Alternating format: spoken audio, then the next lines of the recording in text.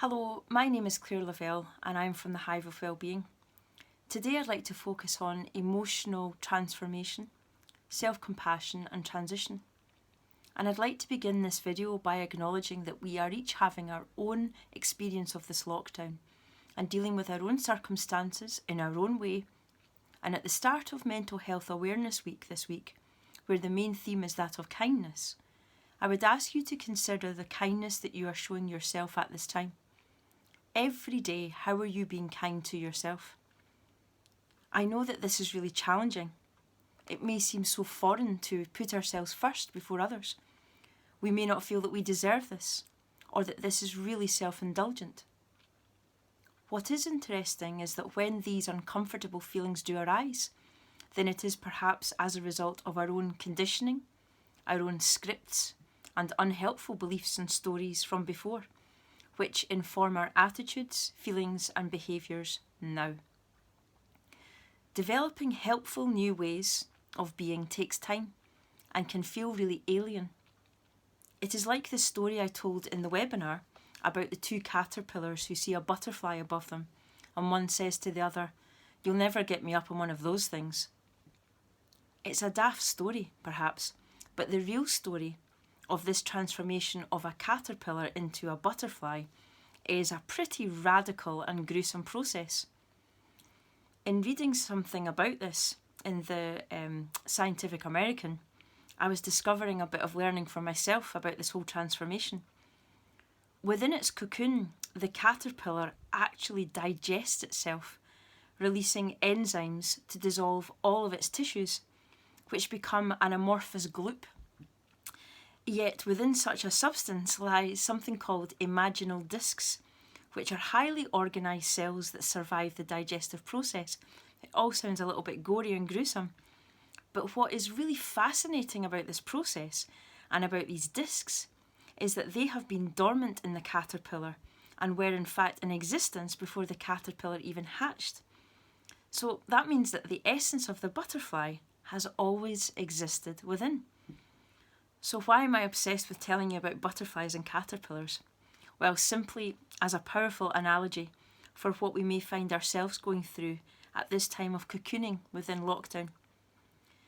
In some of my recent conversations with colleagues and in my own experience of this lockdown, I have a sense of some challenging emotions rising to the surface of our consciousness at times.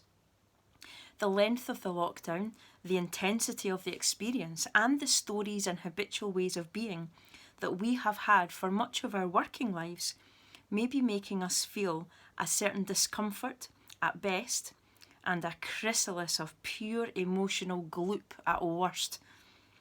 But like the caterpillar, we may need to shed what no longer serves us and rediscover for ourselves, like the butterfly, what always lay within.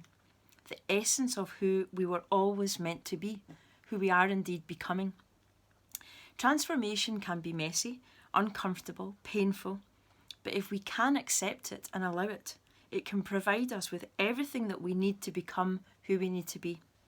So here are some ideas to support us when it feels really gloopy and we feel like we maybe are dissolving. Number one is this: FISBE, F-I-S-B-E. And in the webinar, I spoke about a book called The Power of TED. And in this book, they talk about FISBE. F stands for focus. So in that moment when things feel a little bit gloopy and a bit uncomfortable, what is my attention on at this time? IS stands for inner state. How is this focus making me feel right now? And BE is for behaviour. What am I doing as a response to this inner feeling that I have? If I change my focus, can I then change my inner state and behaviour? Is it about going for a walk, watching a funny video clip, writing down how I'm feeling in that moment? Because by changing my focus, I can change my inner state and I can then change my responses. The second thing to consider, and a way of reframing, is when those emotions come, treating them as visitors to your experience. In the narrative therapy approach by White and Epstein, they talk about problem emotions visiting us. When you feel a difficult emotion, consider it as a visitor, and consider it as a visitor trying to tell you something which may or may not be important. Visitors come and go, and they bring interesting messages or not. So become curious, like an observer of your mind, and try to consider what is causing each visitor to come.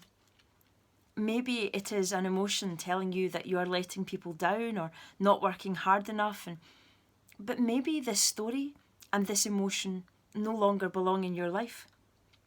Show yourself some self-compassion. Tell the emotion that you thank it for showing up in your life, but you have a new story now, and you feel differently, and you can respond differently. Lastly, and related to that last point, finding a photograph of ourselves from 7 years ago or 10 years ago or earlier is a good resource, and here's why. I know that our own selves die and are renewed on an ongoing basis in our physical experience. And I have heard before of a science story where we are supposed to completely renew ourselves physically through this process every 7 years. Well, I'm not sure of the veracity of such a claim, and I would welcome any biology teacher's take on this. But I do know this for sure. I have been through, and you'll have been through some changes in these last 7 years. So what might you tell yourself from 7 years ago or 10 years ago? And what have you learned about yourself and about how you have grown and developed? Where has your strength grown? Where has your self-compassion increased through those experiences? And where has your self-knowledge led to a greater sense of mission and purpose in what you do each day, both personally and professionally, and during this lockdown? And how now, today, can you commit to greater self-compassion as you proceed through each day during this lockdown and beyond? And when the discomfort or challenging emotions come, how might you use them to transform your work, your life, yourself? I came across a quote from a healer who I'm not terribly familiar with, but I liked what she said. Her name is Heather Ash Amara, and she says this: "Change is inevitable, but transformation is a conscious choice." If I can ask you on this Mental Health Awareness Week, please, be consciously kind to yourself every day and let this resource you. Thank you so much for taking some time out to listen to me today. Thank you.